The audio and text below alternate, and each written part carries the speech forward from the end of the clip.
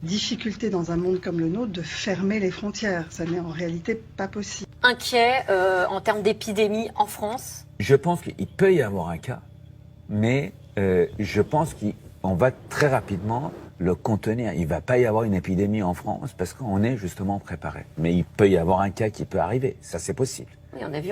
C'est plutôt le moment de faire des bonnes affaires en bourse aujourd'hui.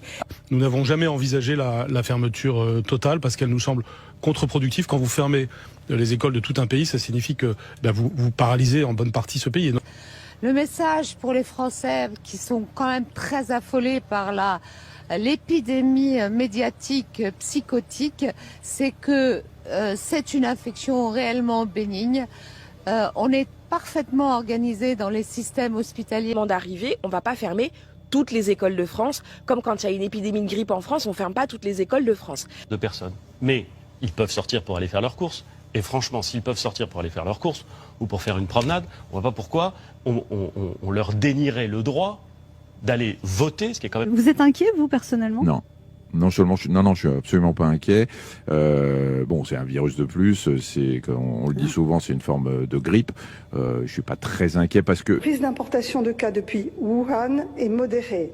Il est maintenant pratiquement nul puisque la ville, vous le savez, est isolée. Les risques de cas secondaires autour d'un cas importé sont très faibles et les risques de propagation du virus dans la population sont très faibles. Pas de risque de pénurie de masques? Non, il n'y a pas de risque de pénurie. D'abord, pour les masques dits chirurgicaux, les bleus un peu plissés, en fait, on a des stocks d'État qui ont été réalisés dans des mandatures précédentes, donc ils sont renouvelés, on les a, et on les déstocke progressivement pour s'assurer d'un bon achalandage. Nous devons aujourd'hui éviter deux écueils, mes chers compatriotes. D'une part, le repli nationaliste. Ce virus, il n'a pas de passeport.